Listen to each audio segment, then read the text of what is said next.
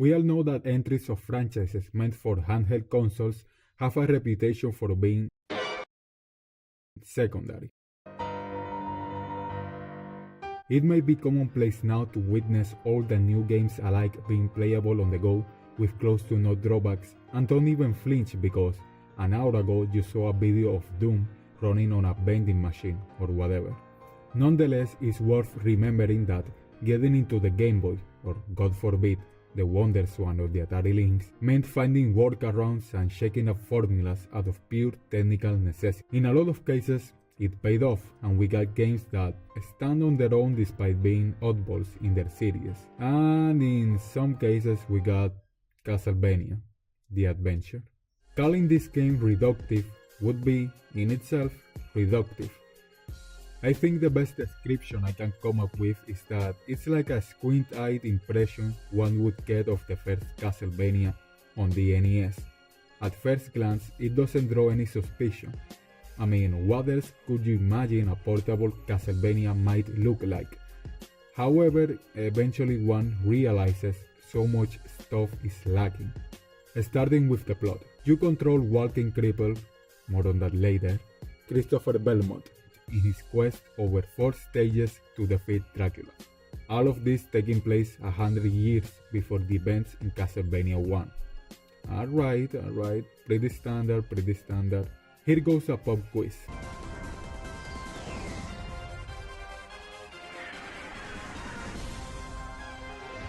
When was Castlevania 3 originally released?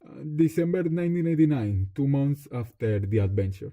When does the plot of Castlevania 3 take place? 100 years before Castlevania 1.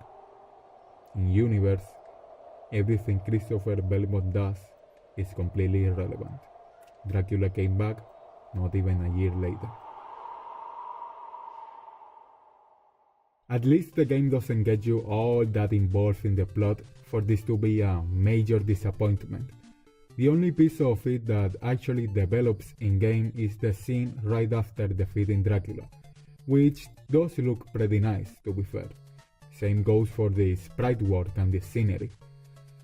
It has to be judged under Game Boy standards, of course, but even then it actually gives character to what it portrays, I thought. Couple that with the soundtrack, you know, this is a title that it's perfect just being there. But sooner or later, yeah, this is what I was talking about. We all are aware that the Belmont family has never been known for their acrobatics. As far as classic Vanias go, the fanciest abilities is like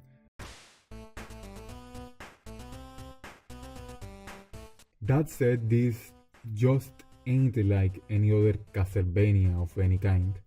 This is just ridiculous. The levels just don't seem designed around your mobility, and that's despite one of them actually having to be designed around your mobility because it's an auto-scrolling obstacle course. To put it simply, your movement skills are not tested, but rather taken advantage of. What possesses me the most is the jumping.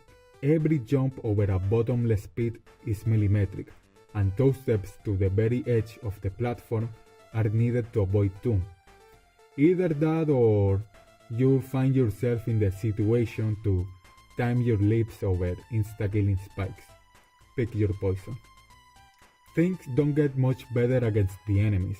As far as effectiveness goes, the bats and the punaguchis, these things over there, take the cake simply because their attacks are hard to avoid when your character has the mobility of a government mule.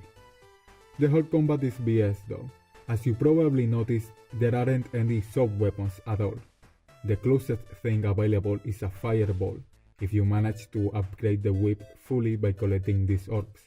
But when you manage to do so, the gameplay doesn't spice up by that great of a margin, since there isn't much enemy variety and the boss fights are boring in any case. The levels simply don't propose engaging scenarios. At most you have these moments dealing with 2 enemies at once. That's it. Other than that, I don't think there's a lot more ground to cover. I'm of the mindset that video game criticism has to somewhat take into account the historical context. Not just because preferences and styles inevitably change as much as the world we live in, but because the medium is intrinsically tied to technology. As such, it's easy to witness the difference in possible scope between console generations and even between different stages of a system's life cycle, as developers figure out the hardware more and more. Castlevania The Adventure was released on the early days of the Game Boy, so perhaps it would be fair to wonder whether that situation hindered its potential. Be it as it may, I simply can't fully recommend the title. It's not horrendous by any means, but the player has to overlook too many fundamental flaws in order to enjoy the hints of quality there are. Perhaps give it a try if you're a hardcore Castlevania fan. Otherwise, you're not missing out on much.